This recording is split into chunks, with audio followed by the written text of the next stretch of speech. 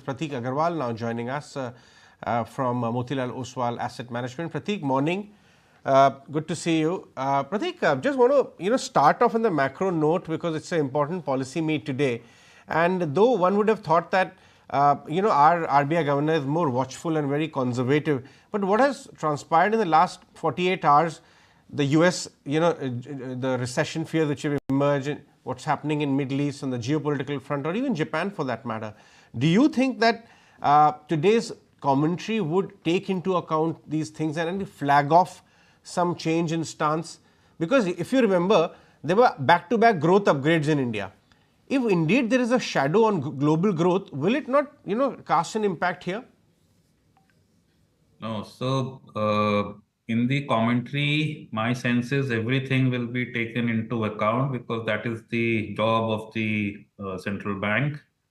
If anything will be done, probably not, because all said and done, our economy is in a fine fettle. Risk to growth for global growth slowdown would at best be very marginal because if you look at our economy's export intensity, it is just about 18% of GDP. So even if the global growth slows by a percent, the impact on our growth is 0.18%. And on the flip side is the savings one makes on lower oil prices. So since the whole issue started, oil which was 85, 86 is 77, 78. $7 cheaper is $10 billion saved for the country. So it kind of balances. I think there is no this thing on growth outlook of the country. And so, the central bank will note everything that is happening around us, including what is happening in the neighborhood, which can cause some stress on our country financials as well if we get a large surge of people wanting to come over. But I don't think do anything. It is all good as of now. Forex reserves are high, economy is doing well, so nothing to be done while everything will be noted. So what has been your strategy then of late, and especially since the meltdown in the global market since Monday? Any portfolio rejig, any allocation changes, or anything specifically that you're keeping on your radar? See, I'll tell you, global meltdowns should not impact us. We are similarly sized to a Japan, to a Britain, to a Germany in terms of economic size. Now, suppose India falls, do these market fall? We are similar in size and we are growing, yet when we fall, these markets don't fall. So just because they fall, why should we get so worried? Yes, there is some amount of their money into our markets, that I understand. And, the turmoil may result in some amount going out. But unless that amount which is getting sold on a daily basis, crosses, let's say, a ballpark number of 5,000-6,000 crores a day, I think our markets would be fine. The other point that you say is change in stance. So just look at it. A trend, once it starts, goes on for a long while. So 2000 to 2008 was the period when capex intensity of the economy moved up. 8 to 21 was the period when consumption intensity was higher. It gained market share. And over the last 3 years, you have again seen capex move up. Now, these things continue for a while, so we do believe another 4 or 5 years would remain a period when capex intensity is higher. It is in line with the policy stance of the day. So every dip we think is a great opportunity to bump up spaces that we have been positive on. Okay, give us a sense then, Prateek, morning, as to what the outlook is when it comes to the pressure, the downward pressure on crude oil that could take place, and what that could potentially mean post the US election results on manufacturing margins of individual companies and for the India story as a whole?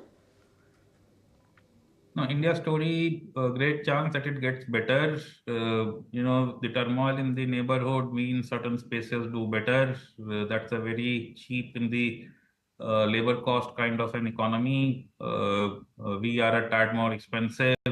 People used to go there for their cheapness. Now maybe more people look at this country. US elections, either it will be ceteris paribus or better in terms of China plus one sentiment, which again gives us policy room to protect Indian industry, make Indian market available for Indian industry, which again should be good. Yes, there is a chance that in the space of semiconductors, US may just look the other way because China, Taiwan are strong in that field and they need it. And some deals may happen, but broader spectrum, I think the thoughts remain. People want to disengage. People want to make themselves more resilient, more self-reliant. And it is a learning from the COVID as well. You can't put all eggs in one basket. So I think if the trends continue, it stays good for India. Now, a regime change, if it spurs oil production in the US, and the green lobby goes back a bit, would be negative oil prices, and negative oil prices as such is good for India. India, one should expect Indian price earnings to expand if oil prices decline. We are the largest importer of oil amongst the larger economies. Now, there is a small flip side. One has to see what kind of discounts are still available for Russian oil. So while the price of oil may fall, the discount available may also fall. So which may have a negative margin implication on our industry, because products are priced on import parity rather than there may be just some amount of margin pressure if the discounts go down from Russia. Right. Prateek, But let's come back otherwise, to India and talk about, a section of the market has been just started off to do well after 2-3 years gap, the lower end of the K.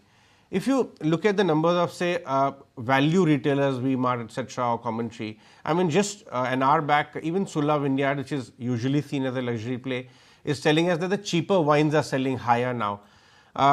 This part of the consumption basket hasn't done much. Is it time to take a look there on valuation or some rebound in the value side, the lower end of the K, as they say? yeah, no, so people get slotted as value or otherwise, but they may have changed the merchandise to suit the time. Understand who we are. We are sustainable growth investors. We try and find spaces in the economy where growth can sustain at meaningfully higher than the averages over long periods of time. And there, in terms of the thought process, it is the higher end where we believe higher growth can sustain for a very long period of time. So, this value stuff, if it is resulting in a lot of move from unorganized to organized, may help. But as such, ceteris paribus, we don't expect the value part of the market to do well for long because or let me say, do well versus the guys selling premium stuff. Because as India gains in per capita, we are an aspirational society. Idea would be that people try and upgrade. So the upgraded part should see higher growth. Yes, somebody who is in the value part can change merchandise and still do very well. So that remains to be seen. Sure. But we are not for value.